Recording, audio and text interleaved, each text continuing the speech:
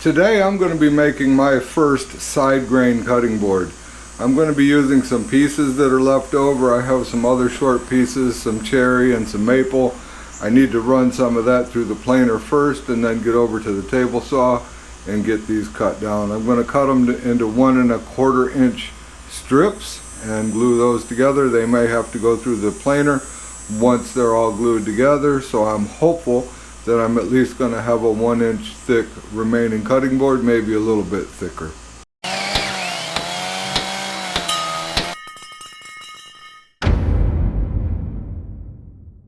Hi everybody, I'm Jim Dirtorf and this is Detroit DIY. Let's take a look at what we got going on.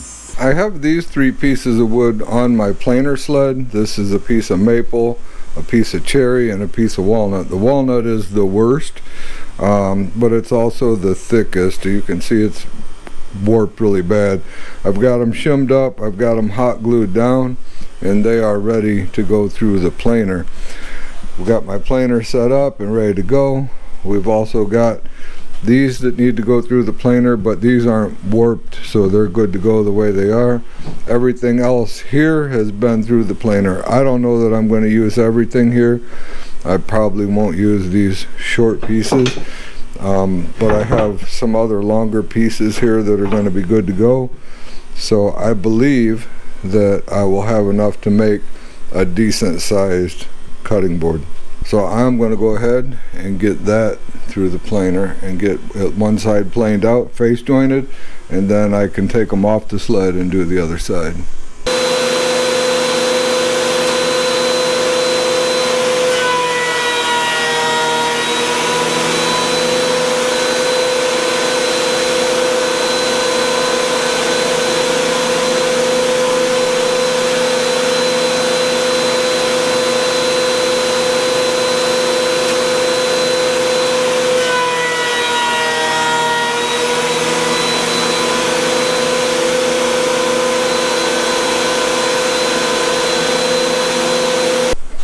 I have all 3 boards popped loose from the sled.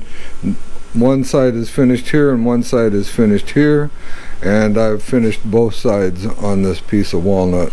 And that walnut just gets beautiful once it comes through the planer and all that rough sawn material is gone. So what I'm going to have to do next with this one is edge joint it so that I can cut it into the strips that I need, and then these still need to be planed on the other side here, but now that I have one flat side, they will all turn out extremely flat. So I've got a bunch more pieces to run through the planer. I'm going to get that done. Then we're going to go ahead and joint this one side and get these cut into strips and start gluing it up. I've finished planing all my material, and now I am ready to get one side jointed so that I can start cutting these into strips. I have several pieces of maple. I have 3 pieces of cherry, some of them with some lighter wood in them, which is just fine by me. 1 piece of darker cherry. Only have 1 piece of walnut, and then the rest of this is all maple. Oh, except for this piece is also cherry, and the rest of these are all maple. So I'm going to get these cut into 1 1/4 inch strips. But first we have to edge joint them. Let's do that now. I do not have a jointer, so we're going to be using a jointer sled in my table saw. This is my jointer sled. It has some dovetail grooves cut into it, and it has a runner on the bottom of it that runs in the miter slot of my table saw. Then we'll be using these match fit dovetail clamps. These are pretty cool. I'll put a link down in the description for these. And they also have a pattern, it's relatively new, or a jig to make the pattern, keep it straight, and you can make it squares. I believe that it's 6 inch by 6 inch or something like that, 8 by 8. I'm going to put a link down in the description for that also. It is something I'm going to purchase myself and make a new sled, because this one's got a couple of waves in it. It works just fine, don't get me wrong. But I like that jig that I saw, and I think I can make a better sled than this. Let's get this on the table saw and get it going on. Now with the clamp sitting here in place, we're just going to take our board. Neither one of these sides have ever been jointed, so it doesn't matter. I'm just going to leave it overhang the edge very slightly, 1/8 of an inch, if that.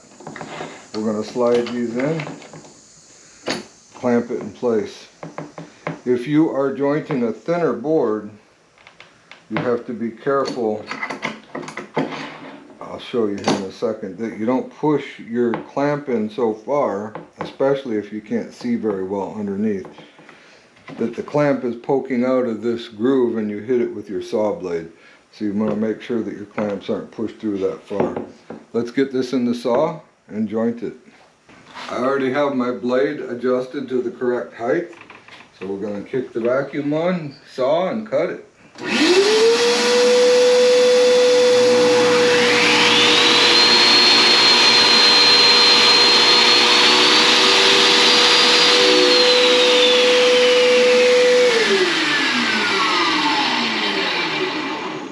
So I only took about a blade width off of this, which is all you need. All I want to do is straighten that up and make sure that when I fence it, it will run through the fence correctly.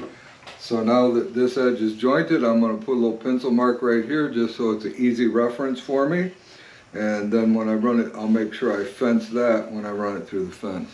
And you want to do this after you plane them, joint them if you need to, because you want the board to be flat. That way it's not sitting crooked, or you need this board to be flat. I'm going to go ahead and get the rest of these done, and then we'll come back and start cutting them into our strips. I got a little bit ahead of myself. Now that we've got this side jointed, I do need to clean this side up because I'm going to start removing from this side. So these will be my 1¼ inch strips. So I do need to just run it through and just clean this side up, and that's what I got it set up for right now.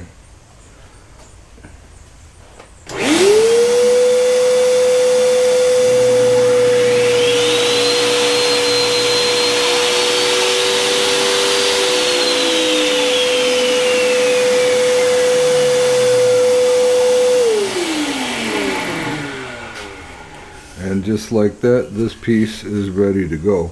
So I'm going to go ahead and go do all of these pieces, get both sides, because we already edge jointed this side, get this side cleaned up, and then we will start cutting our strips.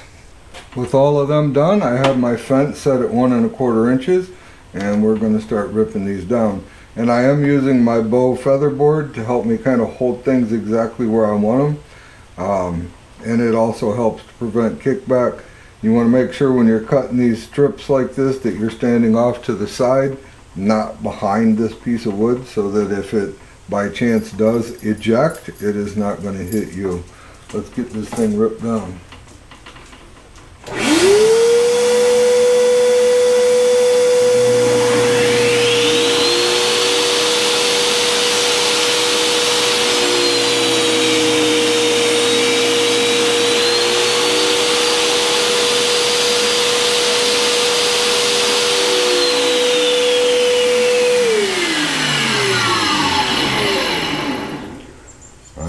That's exactly what I want. So I'm going to rip down all the rest of this, and then we'll get it figured out for the glue up.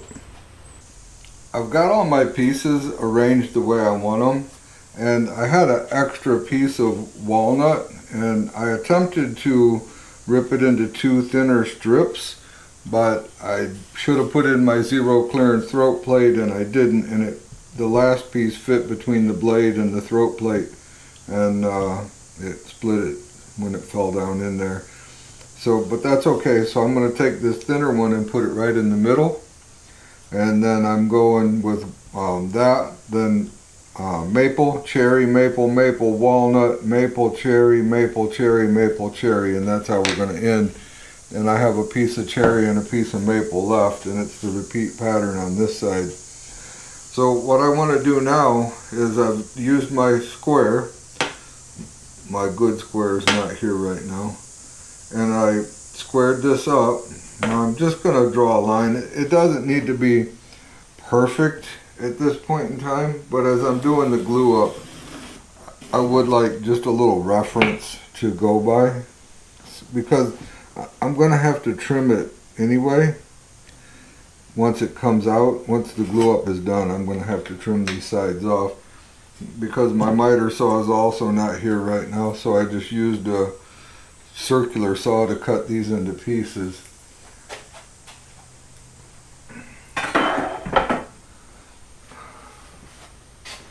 Now I'm also cheating the system a little bit, because most of the time a edge grain cutting board or a side grade cutting board, the boards would be running this way. But because I'm doing this out of scrap, I come up with, you know, these 12 and 13 inch pieces, so some of them are like 14, but this is how I'm going to do it. So I may not be able to run this through the planer when I'm finished because of the grain orientation, but I'm not sure. I might run it through real light once and see what it does, because they're not 100% perfect. I mean, they're really close, but they're not 100% perfect. So let's get our clamps out and get these glued up, and then we'll take it from there.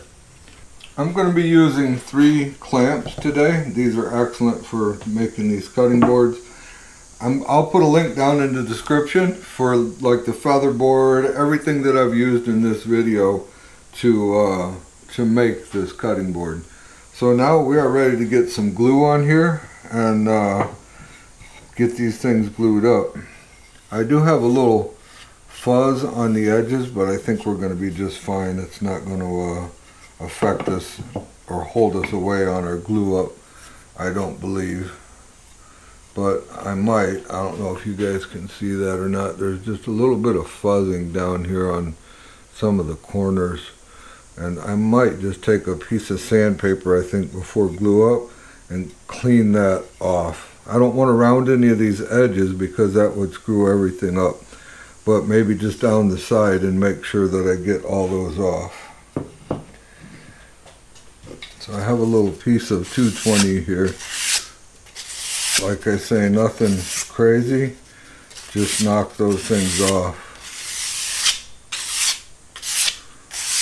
There we go. And the cherry doesn't really seem to have any, a little bit right there. Before we start glue up anyway, we want to check and make sure, just like that. I found a little piece stuck on there. We want to make sure we don't have any of that going on.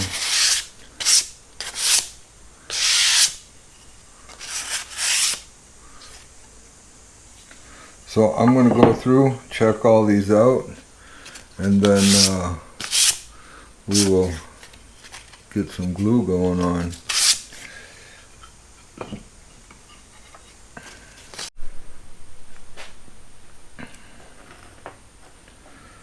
Okay, with all that cleaned up, we're going to start getting some glue on here. So I will be using the Titebond 3. It is waterproof, interior, exterior. Very good glue for projects like this. We don't have to get tons of it on here, but we do need to make sure we have coverage. We don't need like glue dripping out everywhere. Then I'm just going to spread it out with my finger.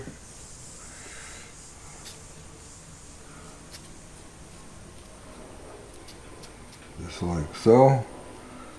And plunk it in here. Get our lines lined up. Get on to the next piece.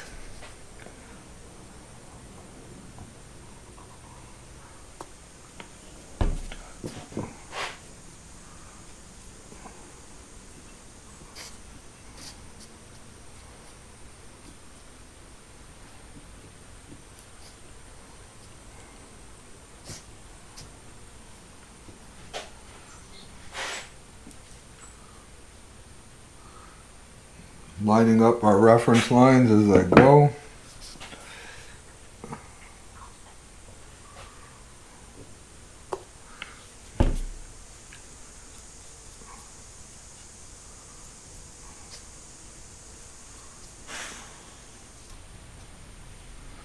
It would be nice to have one of those rollers to roll the glue on. This process would be a lot faster. I don't feel super rushed, but I do know this can't take all day either. And the reason I put the tape on my clamps there is just so I don't have a big glue mess to clean up. I kind of measure what I'm going to be clamping and leave me about 1/4 of an inch for tightening, and then I just go ahead and tape them. Makes life a little easier on the cleanup side of things.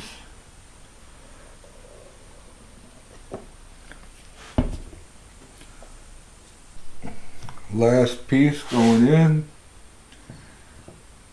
Now we need to get some pressure on these clamps, and it seems like every time I do this I don't get myself prepared correctly because I don't have any glue or any water out here to clean up my glue.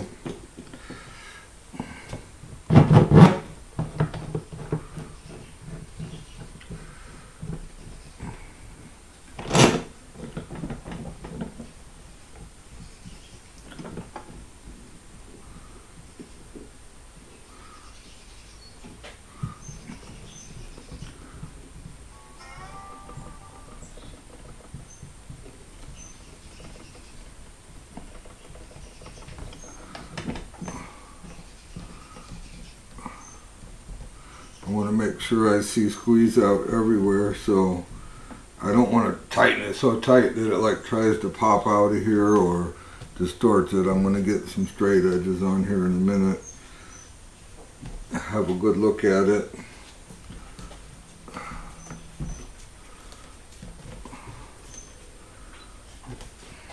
Alright. But right now I am going to grab a rag real quick and clean up some of this glue mess. Okay, I got most of my glue cleaned up, and I've just got a couple of levels on here as straight edges just to make sure that we're not humped up. I did tap it down a little bit in some places with a hammer just to get them all nice and down where they needed to be. It didn't have a hump in it. They were just, this side had raised up a little bit in the middle. So got them all tapped down. We're good to go. We're going to let this dry overnight and come back at it tomorrow. I've got my workpiece out of the clamps, and this side obviously we have some glue where the clamps were, and I'm going to use my painter's tool to knock most of that off. And then this side I got wiped down real good. So there's some glue residue there, but it's going to sand away. So what I want to do is just, I have to go with the grain, and I just want to try and get as much of this off as I can, and then the rest of it I'll sand off. So once I get this pretty much wiped down where I like it, then I'm going to go over to the table saw, put this in my sled and trim it down to its final width, and then we'll get some sandpaper on it and clean this up some more. With most of the glue scraped off, I'm ready to run this through the sled, and I'm just going to run it on the side that really doesn't have any glue on it. I've got it set in here. My sled is nice and square, so it's going to cut me off really nice here. Let's get this cut off.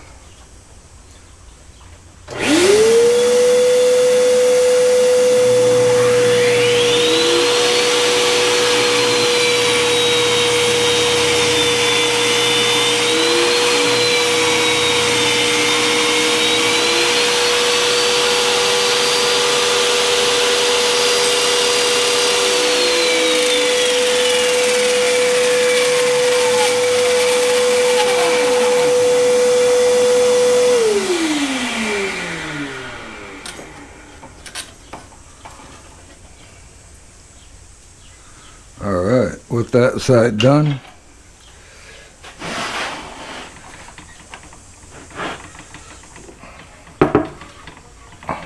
we can now have a look at the first finished kind of look of it. So I'm going to go ahead and flip it around this way, and then I'm going to mark it at 11 and 7/8 inches or something like that, 12 inches, and cut it off. I've got a little mark on both ends just for reference, so I'm going to pull this over to here, and we look really good. Let's cut it.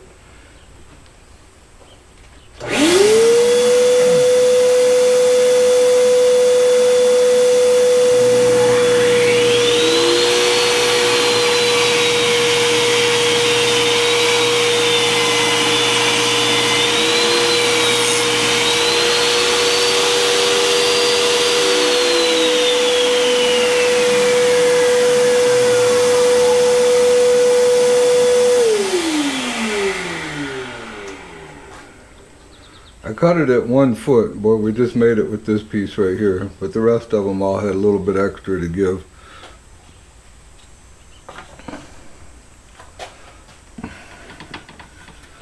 So there we have it. There's our slab for our workpiece, all nice and squared up. Get a little sandpaper on it and see if we can't get it cleaned up a little bit.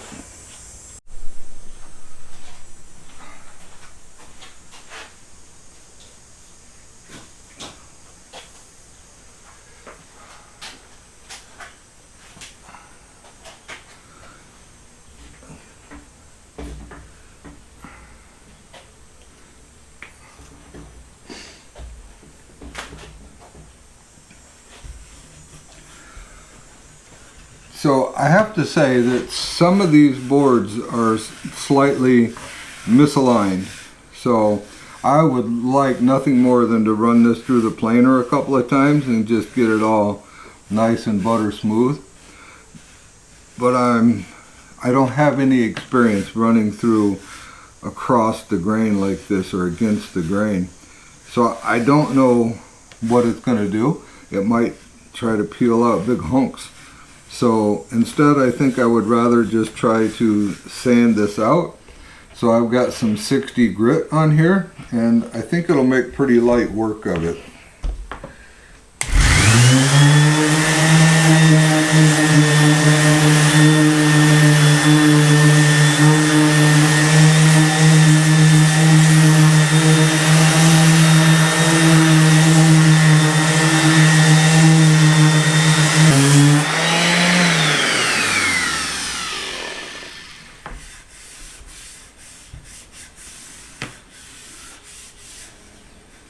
Now I'll have to say that that's flattened it out pretty good. Where I haven't sanded it much, I still feel some deviations or variations, but I do believe that this is going to clean it up just fine.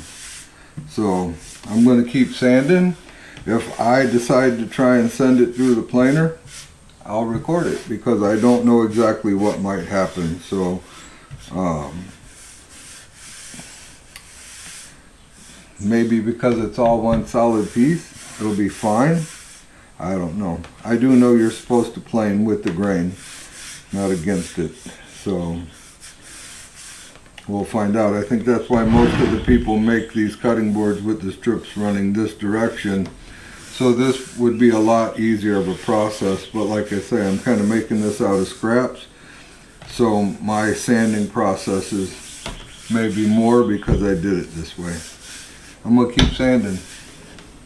That wasn't too bad at all. It took about 20 minutes to get this thing nice and flat. Feels good. So, and it's going to get a lot more sanding. Obviously I can't leave it with 60 grit, so I'm going to keep step down until I get to some 220. So feels like maybe a little variation right here. I'm sure that by the time I'm done sanding the whole thing several times, that's going to flatten out very nicely, but it's all very consistent. So, but it does feel like this center right here is just a little bit high. I can put a straight edge on it and check it. So the glue is still just a little bit tacky on this side where it was sitting on the clamps. So I'm going to let this side dry overnight. And like I say, it's like a freaking 100 degrees in here. So I'm ready to call it right now. So I'm going to let this glue dry up a little bit more, and then we'll hit it tomorrow and get this side sanded out and see what we got. This plywood's not super flat. I'll put it on the sled and make sure that we don't have any of this going on or on the countertop. If we do, then I'm going to be forced to run it through the planer and take a little bit off, try to get it back nice and flat. I sanded this cutting board out and it's extremely smooth. The problem is it has a little bit of a twist to it, and I'll never be able to sand that out. So when I put the feet on it, it's going to be wobbly. So what I need to do, I don't have a choice. I'm going to have to run it through the planer. I've got it glued down to my sled. I've got a shim under it. The blade's cut into it this way. So what I want to do is put a light chamfer on this side or this end so that when the blades come off, there's less of a chance of it knocking a chunk off of this. I'm going to put a light chamfer because I plan on chamfering it anyway when it's all finished. So I've got my chamfer bit and my router. I'm going to go ahead and put just a light chamfer on this side, get the planer out here, and run this thing through it.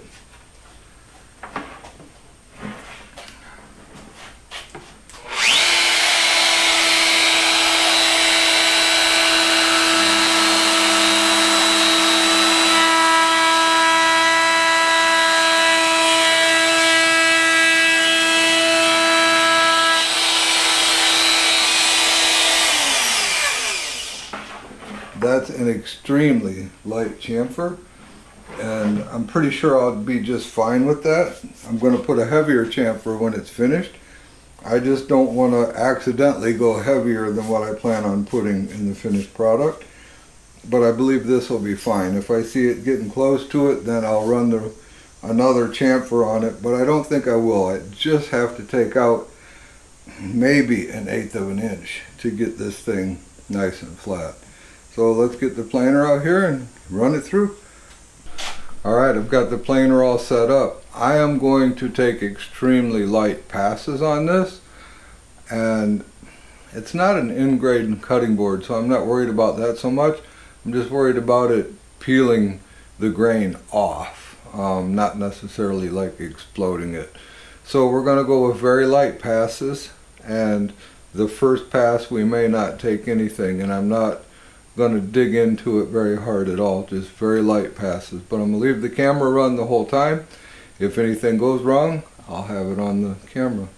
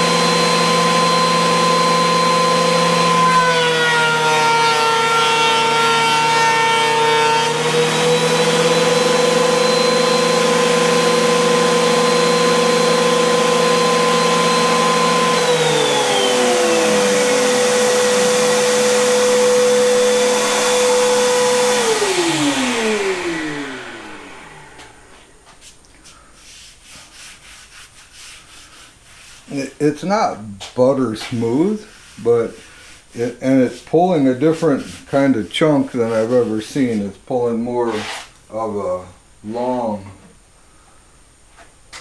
curl like this, but it seems to be just fine. It didn't do any, there's no tear out on the back side here whatsoever. So the pencil marks that I just put on it, oops, are entirely gone. So this thing really can't get any flatter. There's a little shoulder right here because I've got it a little, I put it on the sled just slightly crooked. So I need to send it through one more time and get this little shoulder off, and then we'll be good to go. That took care of it. Got that little shoulder right off of there. Now I'm going to pop this off the sled, flip it over, do the same thing. I'm going to put a little chamfer on the back side just like I did here. There's still a slight chamfer there, it's not very much. And then we'll come back and start getting this thing finished up. Now that I've finished planing the cutting board, I'm ready to cut the juice groove. And I want the juice groove in about 3/4 of an inch from the outside edge. So I got this jig from Crafted Elements. It's a fairly simple jig, but it would be time consuming to build, and for the money that it costs, it was worth me just to get it. And they're not a sponsor. I bought this with my own money. I'll put a link down in the description for their website. They have templates and a lot of stuff that you've seen me use in the past, but they also have this jig. So I am ready to get going. So let's cut this juice groove. I would love to use my plunge base to do this, but it is not round or square. It's kind of an oblong or a rectangular shape, and that's going to cause me problems trying to cut this groove. So I've decided not to use the plunge base and just to use this base. Now this base is the same all the way around here to the center, but obviously not here. So we'll be using these 3 sides to cut this juice groove and not let this get involved at all.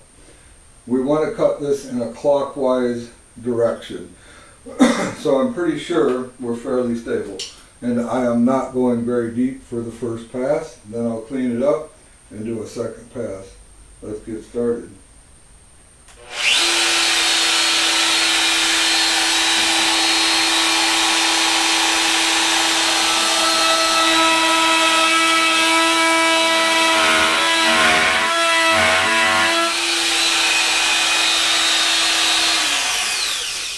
Okay, we're going to stop right there because there's already a problem. Somehow this moved.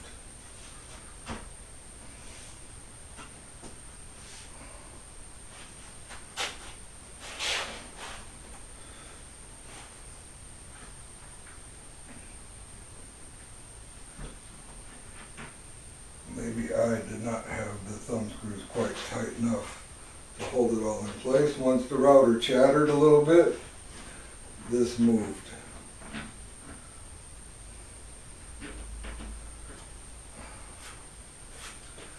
Now unfortunately, that caused me a little problem here in the juice groove. So I'm going to go ahead and finish with this cove bit, and I may have to step up to something a little bit bigger to clean it up.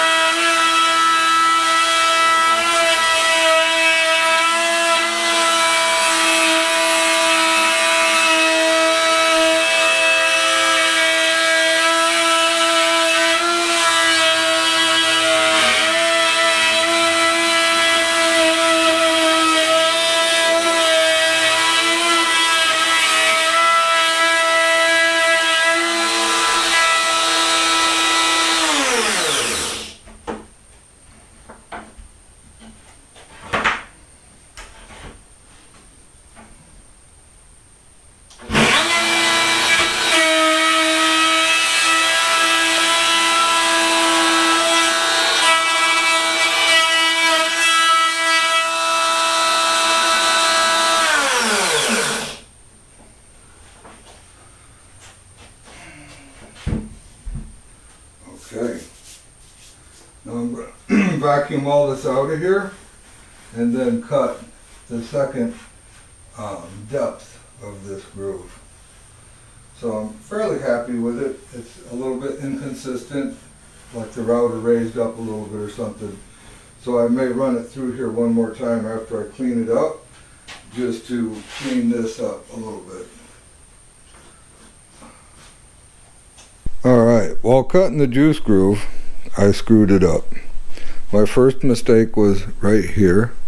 It goes off into the outside edge. Hopefully we can see that.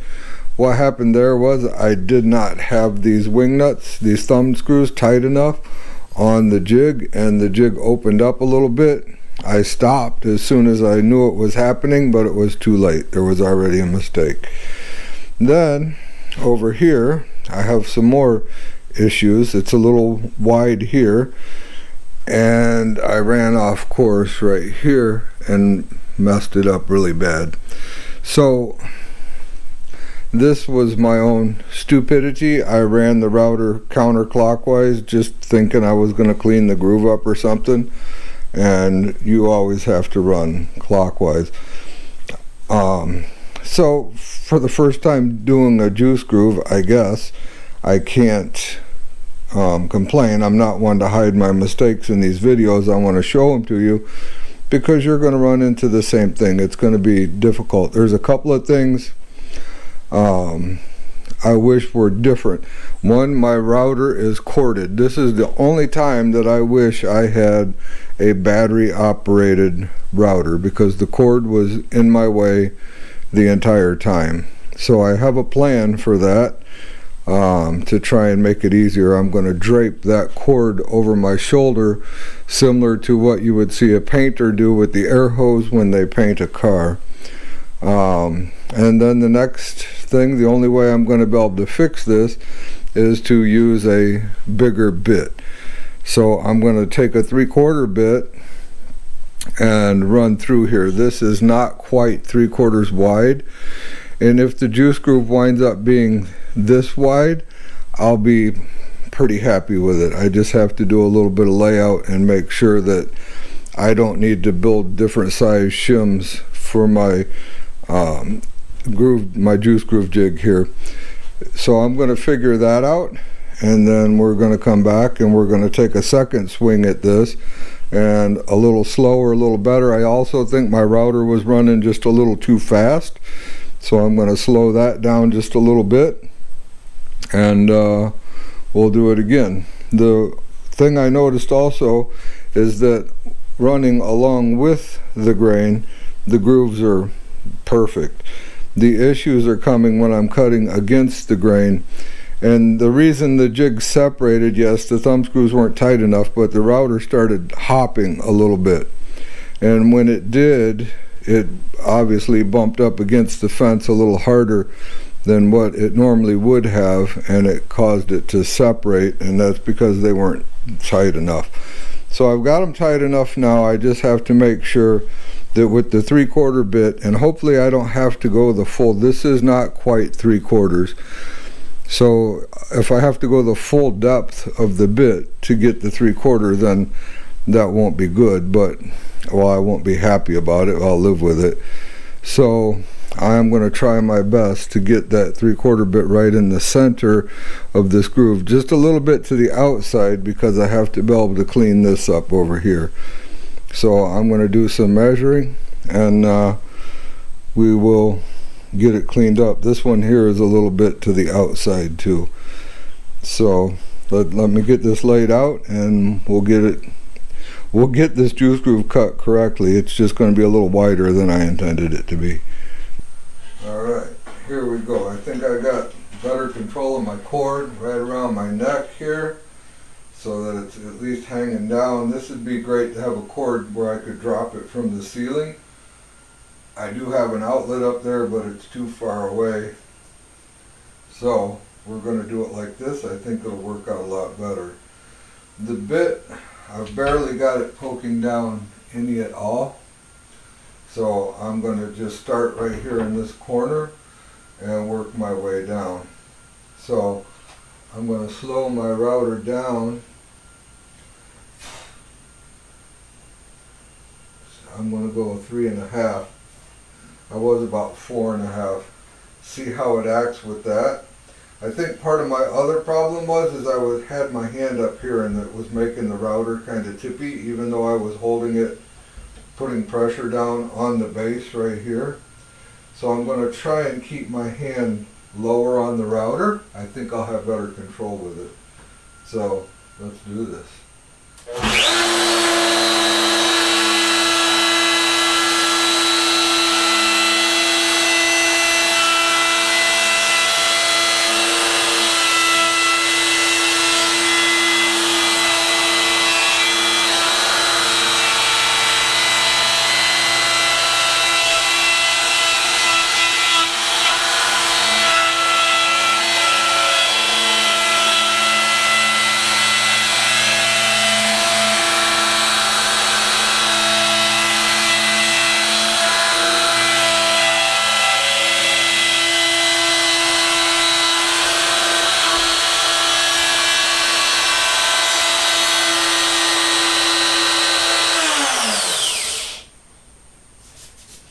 Now, that already felt way better.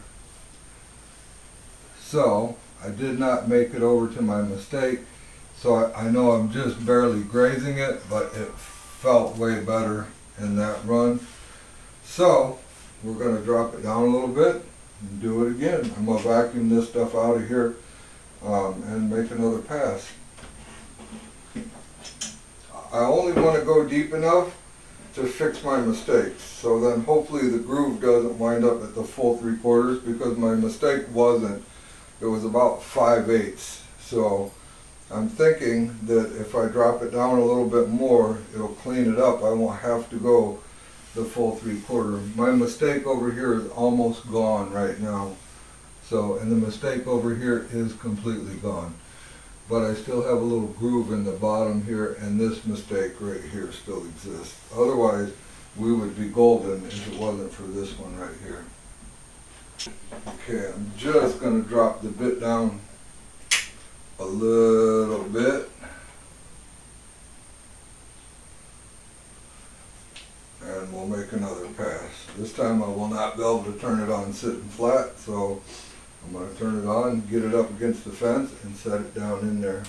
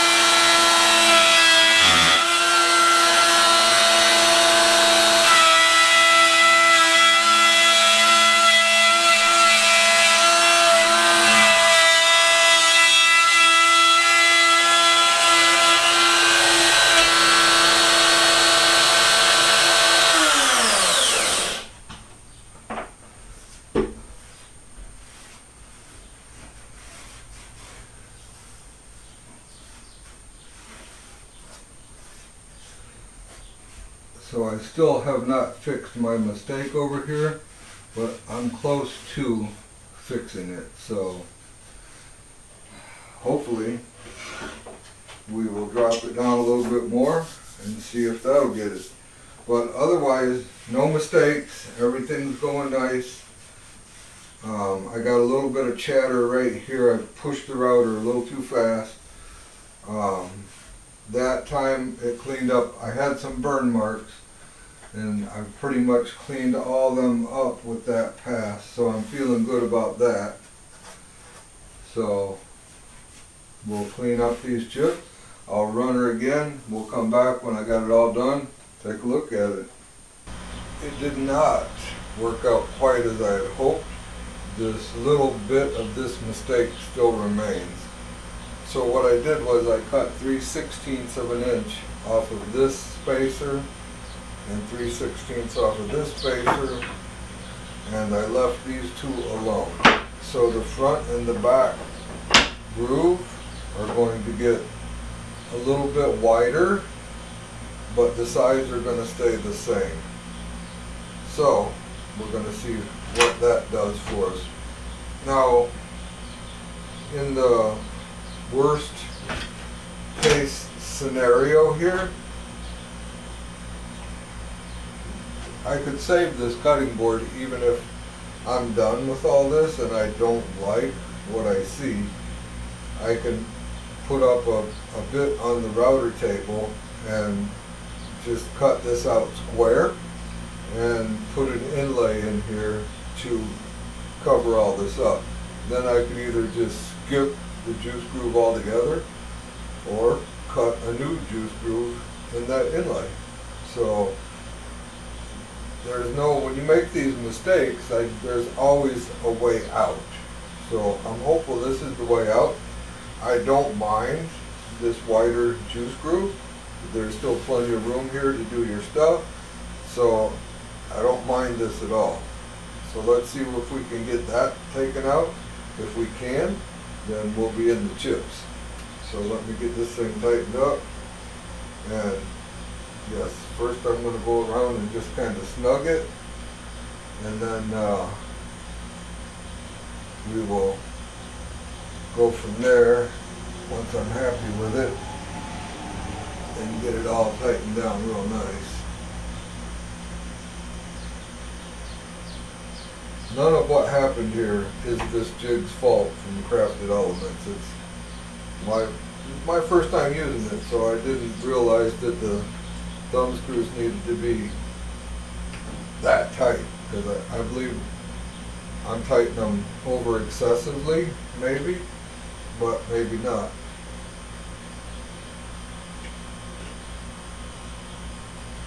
And I did notice something else when I took these out, is that when I screwed up the first time and didn't have these tight enough, and it kind of opened up on me a little bit, some chips went in around my spacers, and I didn't realize it. So I'm hopeful that that is not going to cause me an issue when we come back here to do this second pass, because I am going to have to go down the sides. I think maybe I can just do this groove and do this groove and not even go to the sides. Just lift up when I get here and come over here. So at any rate, let's get it cut. I didn't want this video to go this way, but like I say, I'm not hiding these mistakes.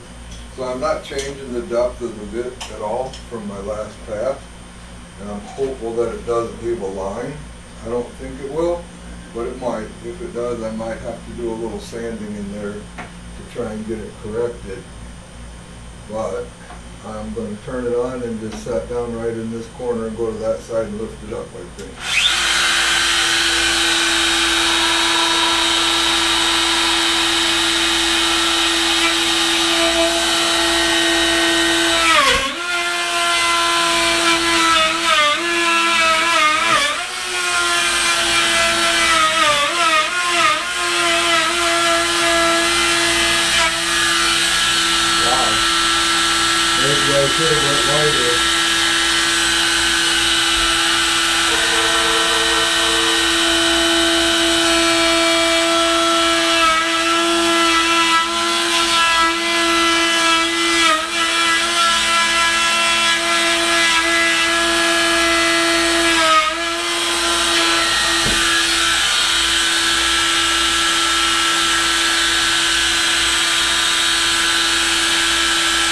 So that did clean up the mistake, but it did leave a little line in the bottom, which is okay. I'll sand that out.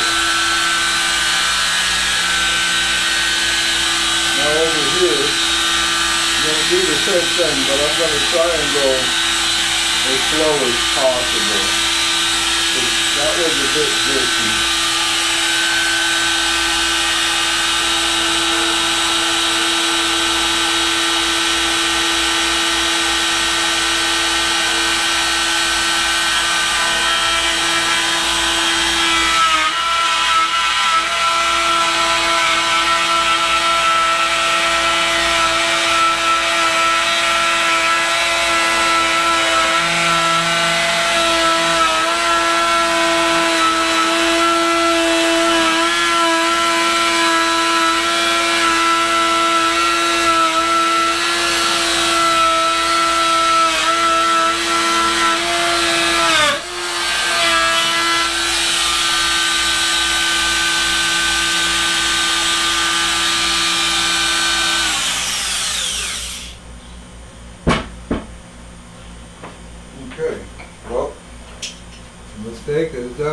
gone. The groove is pretty decent, a little bit of chip out, which is no big deal because I'm going to roll the edges over a little bit anyway with the sandpaper. And I have a definite little groove to clean up. I don't think that'll be too bad at all. Let me vacuum this off, we'll get it out of the jig and take a look at it. Okay, I sanded on this one for about 10 minutes and the groove it left is gone, and some places there's still a little bit of it right here, so maybe 15 minutes of sanding down each side and it'll be good. I cleaned up the little tear out here. I've got a couple burn marks, one here, a little one there, and then just some slight burning right here, a little burn right there, a little burn in the corner, and then one little burn mark right here, I believe. But as you can see how it kind of chipped it up a little bit. It's not really tear out, it's just kind of fuzz from the side.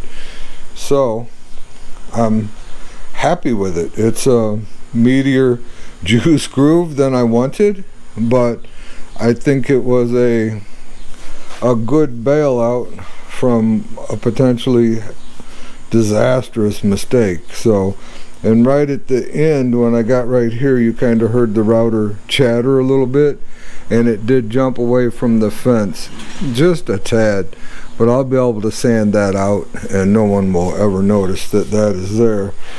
So I'm pretty happy with what I got here.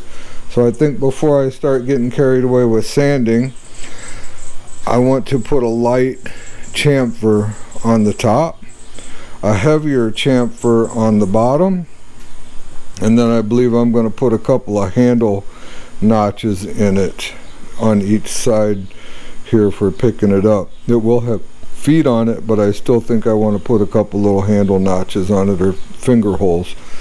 So we're going to get the chamfer bit in the router, and we're going to get these done, and then we're going to do the bottom side significantly heavier than the top, and then we'll start sanding away. So let's get our chamfers on here.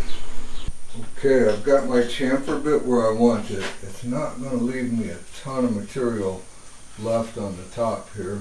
I'm okay with that, I think. I did a little sample here on this piece just to see if that's what I wanted or not. You know what? We might go just a little bit lighter, because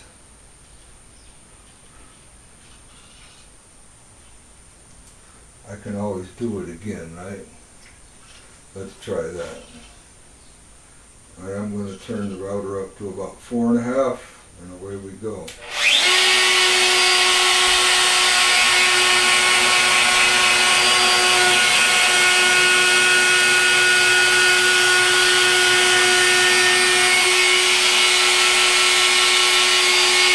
I like that.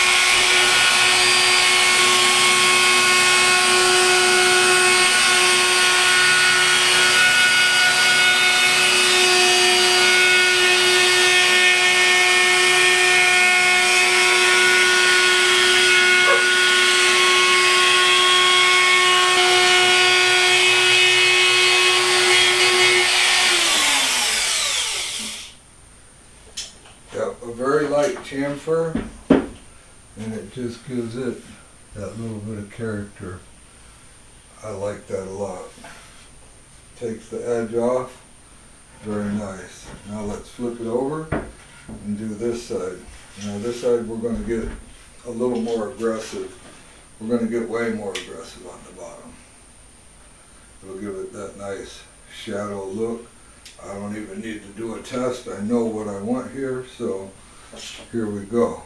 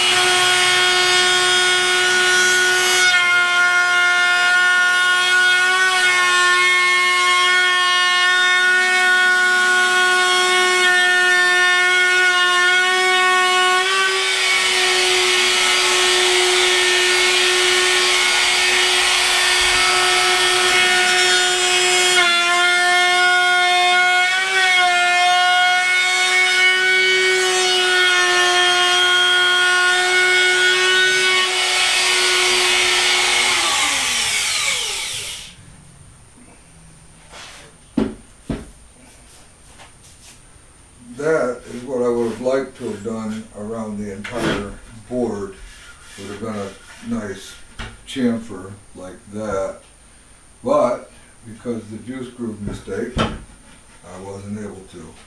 Alright, now I'm going to set up my router table and we're going to put our finger grabs in. Once the legs are on, I don't think it would be bad if I just left it like that. But, why not? A first for everything, this cutting board. First for juice grooves, first for handles. So, let's do it. I'll get out the router table, get it all set up, figure out exactly where I want these, mark the middle, get my fences set up on there, and we'll cut some handles in. Okay, for the finger groove, I'm going to use the same bit that we used for the juice groove to fix the mistakes. I've got it set up here for about a 3 1/4 inch finger groove, which should be more than enough. And it's going to be about a 1/2 inch deep, which also should be more than enough. So, let's get it cut in here. I got the fences set up. I'm nice and square on this fence, and we're ready to go.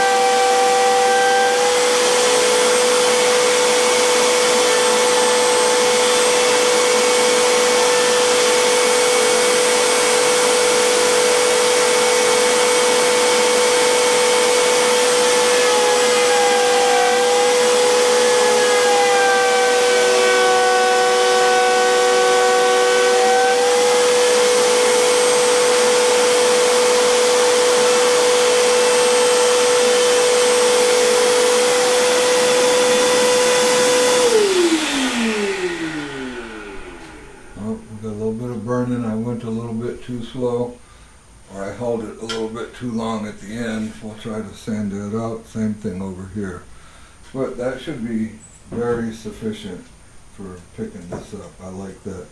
So we'll soften those edges up a little bit. So now it's just time for a bunch of sanding. So my first sanding, I'm going to do 150. I'm not going to bore you with all that.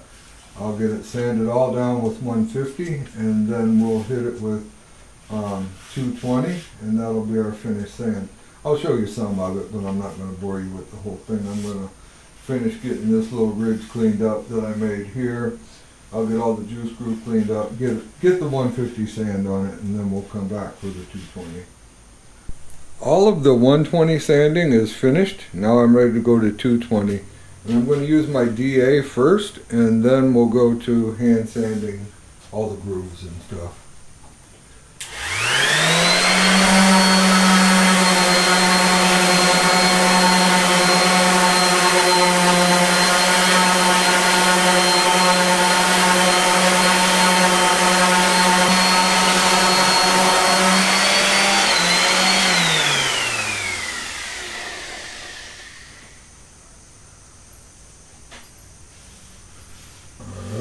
Flip it over, do the other side, get the edges.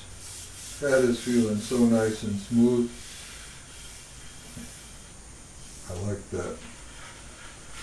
Alright, now the back side, you can kind of see the finger grooves I put in there. They turned out nice. A little bit of burn that I can't get out. Maybe when I go over them some more with the 220, I'll be able to work on them a little bit and see if I can't get them a little better.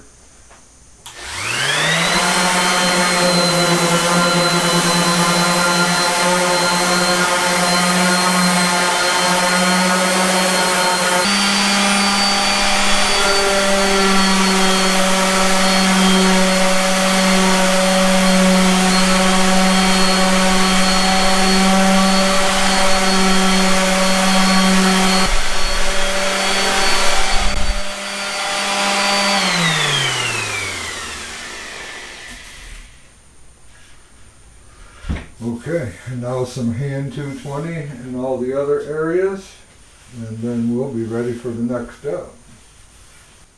Alright, the next thing I want to do is drill the holes for these little feet that I'm going to put on here. I got this jig to drill these holes from Crafted Elements. Pretty slick little jig. It sits on the corner just like this. I probably should have done this before I cut the chamfer, but it's still sitting on here very nice, even though it is just a little bit up on the chamfer. I've flagged my drill bit. Don't laugh at the Ryobi drill. I don't have one here, so I had to steal my wife's. And I've got the drill bit flagged, so I know when to stop. So let's go ahead and get these drilled, and then we will get on with the next step.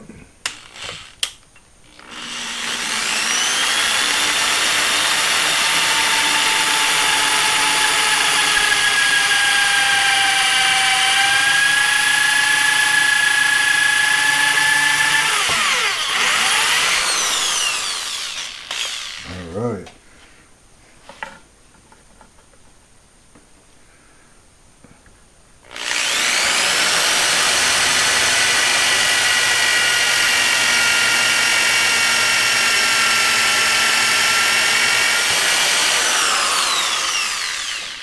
Now what I did to get this flag on here was I found the depth of the jig, and that's the depth of the screw that's sticking out. So the screw will bottom. Well, it's not even going to go in quite that far because it has a little raised area in this foot. So either way, we're in good shape.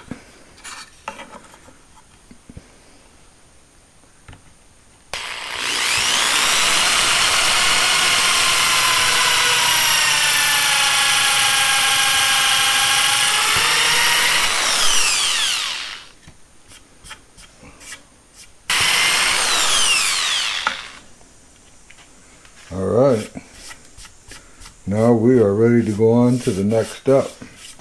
Okay, we are nearing the finish line. What we're going to do now is we're going to water pop it. And what that's going to do is raise the grain. That way the first time it gets washed, it stays smooth. The grain won't raise, because I'm going to pre-raise it right now, and then we'll sand it one more time with 220. So even though it's butter smooth right now, after I raise the grain, it is not going to be smooth anymore. It'll be rough feeling.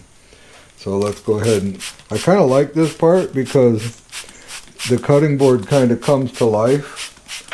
So you'll get a good idea of what it's going to look like once it's finished.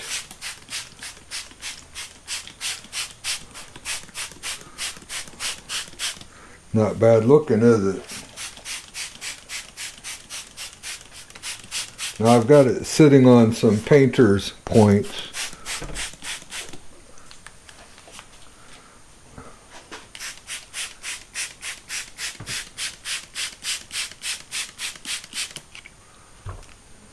Alright, now we're just going to flip it over and do the other side.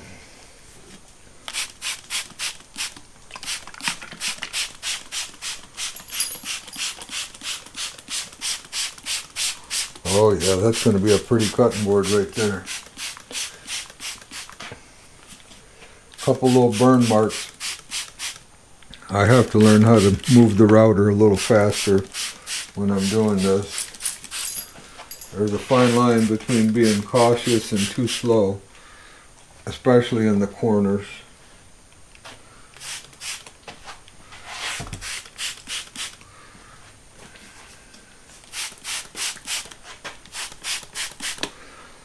Alright, now we let it dry. I'm going away for the weekend, so it's going to be late Sunday or Monday before I get back in here to work on it again. The cutting board has had the entire weekend and a couple of days to dry. I've been busy, so I haven't had a chance to get back to it. But today we're going to finish sanding this, and we're going to get it seasoned, try and get this thing finished up by the end of tomorrow. So what I need to do now is take some of this 220 paper and just go through and sand all these intricate areas first, the juice groove, everything else, and then I'll go with the DA hit it, and then it'll be ready for seasoning.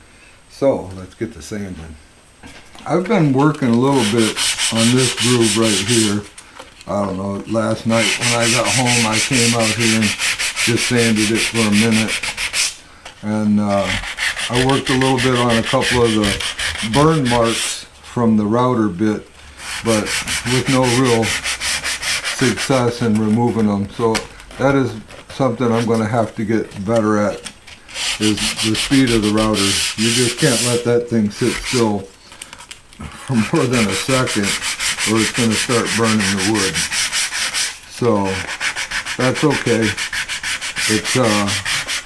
It doesn't ruin the cutting board by any means, but it would be nice to be able to avoid that, and something obviously I'm going to work towards heavily in the future. So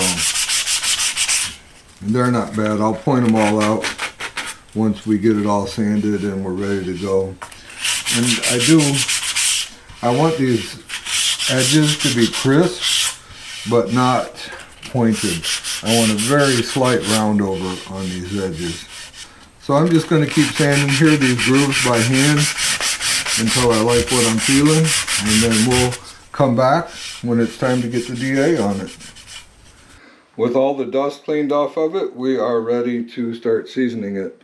I don't have a lot of oil left, but I'm using Howard's cutting board oil. This is a food safe mineral oil, and I will have to get some more tomorrow, but this is going to get us going on. This is one of my favorite processes of the whole project, because we just get to watch it come to life. This is not a whole lot different than when you put water on it. The wood gets its rich colors and everything just starts popping. And this, of course, will be basically what the final product is going to look like. I do have it sitting on some painter's points here to suspend it off the table, and also so I can turn it over and work on the top side without having a carpet or something down there soaking up the oil. We want this wood to soak all that oil in. And it is going to get 3 coats of this oil, and then it'll get a little bit of time for the oil to cure. That makes a huge difference in what this looks like. When you look from this side to this side, that cherry just gets richer, the walnut gets richer, and the maple has like almost an iridescent look to it. It's got a little bit of a sheen to it that's pretty nice. We'll go ahead and get a little bit more on here. I want to make sure that I get at least a light coat on the entire thing before I run out.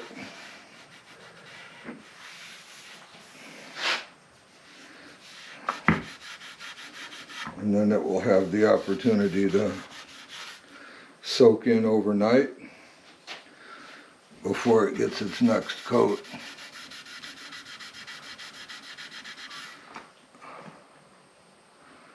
I'm just going to put a little bit right here, drag it over to the edges.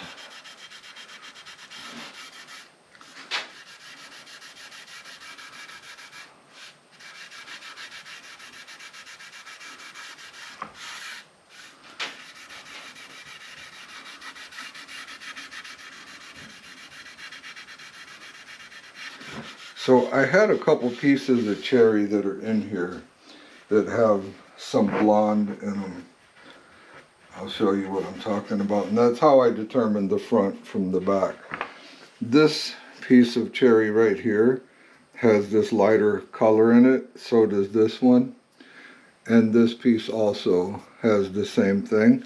You can kind of see it here in the end grain profile a little bit better, but none of that shows on the top side. There is no blonde, so I put all that cherry that had different colors to it on one side purposely.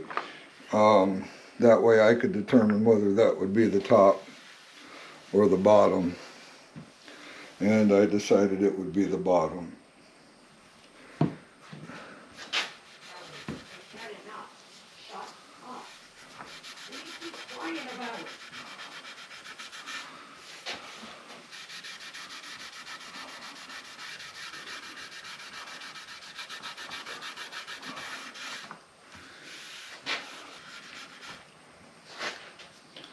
Alright, now on to the front side here.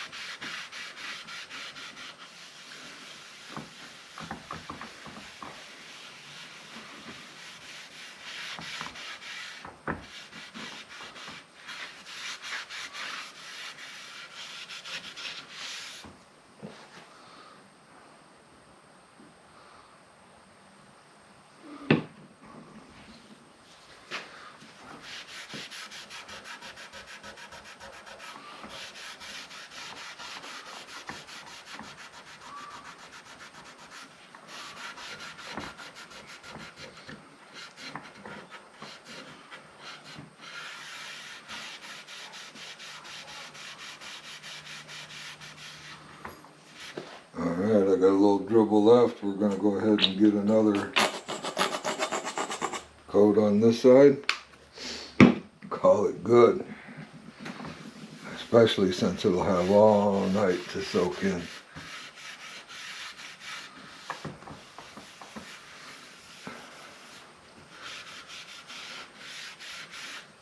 I have 3 quarts of the cutting board oil on here, and it is almost entirely soaked in front and back. So we are ready to put on our conditioner. This is also Howard's, and this has a wax in it along with some mineral oil. So we're going to just lay a really good coat on here and then allow this ample time to soak in and dry, because we'll kind of be buffing this off to get a nice light sheen out of it once it's all cured. So it'll hold a decent sheen. It will still have a little bit of an oily surface for a few days, but by this time tomorrow we should be in good shape here with what we've got. We should be able to buff it off pretty good, get our feet on it, and get everything finished up. So I'm glad to be nearing the finish line on this one. This cutting board is actually going to my daughter, so, and I think she will enjoy it very much. She's seen some pictures, so she knows what's going on. She knows I'm making it for her.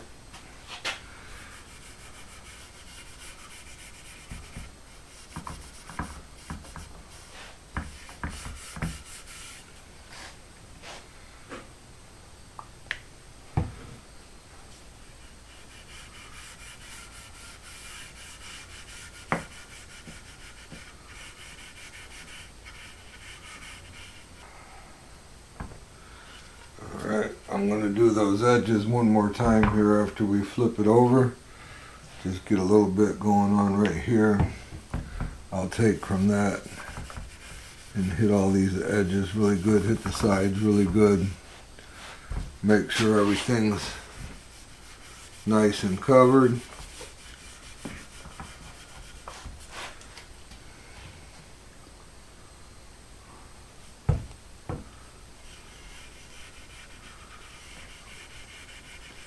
Now, as this block gets used,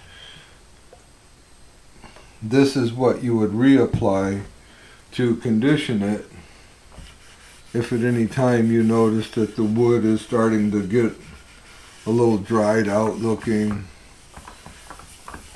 or you know, once every 3 or 4 months, it's not going to hurt to hit it with a little bit more conditioner.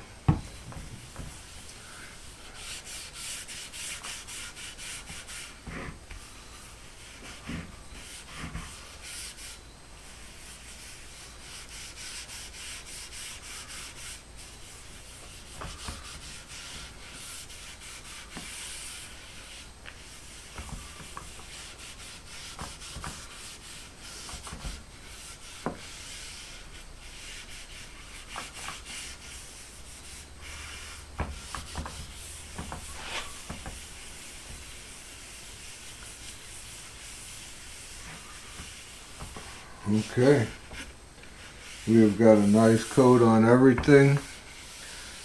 So now we're just going to let this sit overnight, most of the day tomorrow, and then we'll get in here and get this thing wiped down for the final time, just with a dry cloth.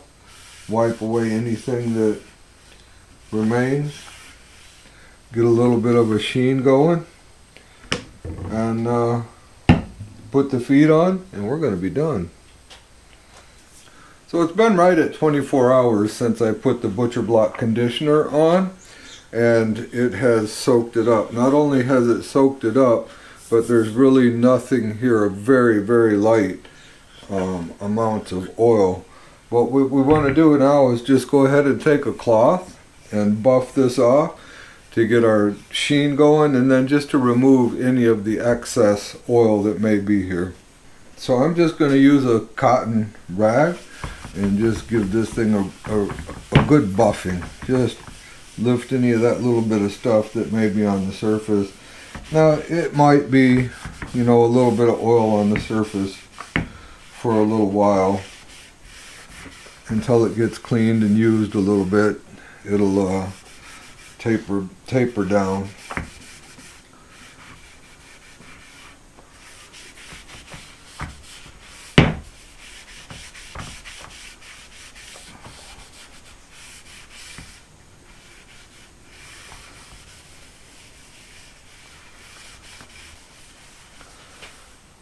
Alright, with that done, we're ready to put the feet on.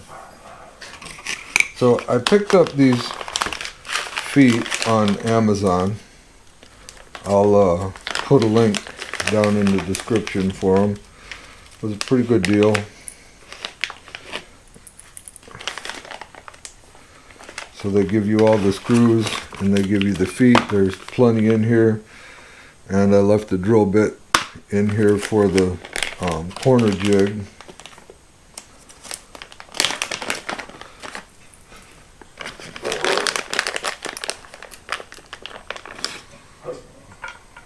So 4 feet, 4 screws. Alright, so now that the holes are already pre-drilled from earlier, all we need to do is screw these on.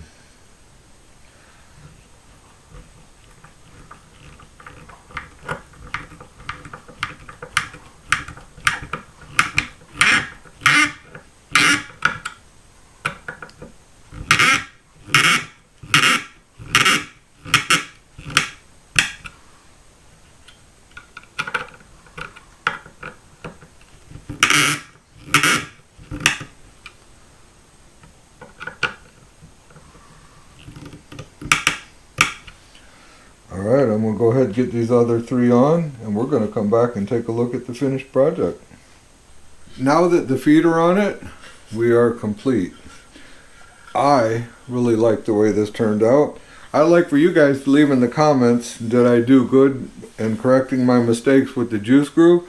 I know this is a bigger juice groove than most cutting boards would have, but it was a good way to save the project. And for my very first edge grain cutting board, I think this turned out very nice. There is a couple of little burn marks, and once it's treated, the one is right there.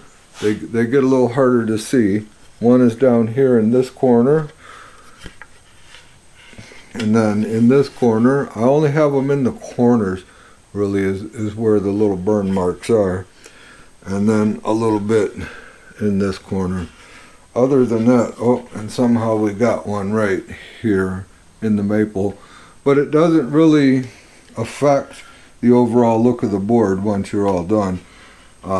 Yes, obviously we want to avoid burn marks, but it can't always happen. So I'm really happy with this. I will put a link down in the description for everything that we use to make this cutting board. If you haven't subscribed yet, I would greatly appreciate it if you would consider doing so. We have some good stuff coming up over the next few videos. If you enjoyed yourself, click on one of those two videos. They're going to pop up next to me. And remember to always respect the power of your power tools. We'll see you soon.